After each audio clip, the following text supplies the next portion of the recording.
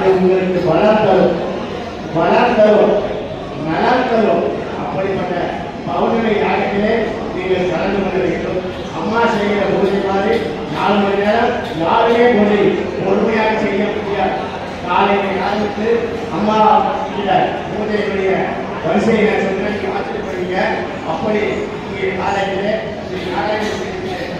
காலையில் எழுந்து நடைபெற்ற பூஜையை பார்த்தீங்கன்னா விஸ்வரூப தரிசனம், நாமஸ்மரணம், கணவரி பூஜை, கஜ பூஜை, அஸ்வ பூஜை, உயர்ந்த பூஜை, ஸ்ரீ நாராயண பூஜை, உப்பு பூஜை, துளசி பூஜை, சூரிய பூஜை, ஓம் பூஜை, நாராயண யாகம், அன்னை ஸ்ரீ மங்கள நாராயண ஸ்ரீ சத்தியமான 27 வரை அபிஷேகம்.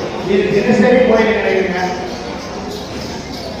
அது இல்லாத ஓமங்கள், சிறப்பு நிகழ்ச்சிகள், நவராத்திரி, சிவராத்திரி, அதே மாதிரி ஆடி பூரம், தைப்பூசம், இப்படி தீபாவளி, இப்படி வருஷம் கண்டு சித்திரை மாதம் 1ஆம் தேதி போன்ற பல்வேறு நிகழ்வுகளிலே இங்கே இதே இடத்திலே ஸ்ரீ நாராயண பீடத்திலே மிக சிறப்பான நிகழ்ச்சிகள் எல்லாம் நடைபெறும்.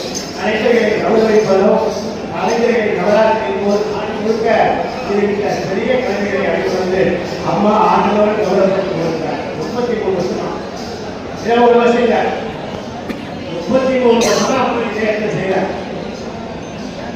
இதே கௌரவிப்பு, இதே பொங்கலி அளிப்பு, இதே கல்விக்கான உதவிகள், இப்படி அம்மா 33 ஆண்டுகள் இந்த நாராயண பீடம் ஆரம்பித்த நாள் முதல் இன்றைக்கு வரை அம்மா தொடர்ந்து இந்த பூஜைகளை செய்து கொண்டிருக்கிறார்கள். யாருக்காக பூஜை செய்யறாங்க அம்மா? அது யோசிப்பாங்க. அவங்க நலம் பெறவா, அவங்க பலம் பெறவா, அவங்களுக்கு சொத்து சுகம் சேர்ந்தவா? எதற்கு இந்த பூஜை? எதற்கு 4 மணி நேரம் யாரும், எதற்கு 5 மணி நேரம் நீங்க பௌர்ணமி யாரும் நடத்துகிறார்கள்? நீங்க நன்றா இருக்கணும், மக்கள் சுபிட்சமா இருக்கணும், அவர்களுக்கு நல்வாழ்வு கிடைக்கணும், அவங்க பக்குவம் வரணும் என்கின்ற ஒரு உயர்ந்த நிலை அம்மாவுடைய நிலை. ஆகவே இந்த சமுதாயத்தை உயர்த்தி பார்த்து அதனுடைய அழகை, அதனுடைய உயர்வை பார்த்து மகிழ்கின்ற மனித நேயத்திற்கின்ற ஒரு நடமாடும் தெய்வம் நமது சத்தியம்மா.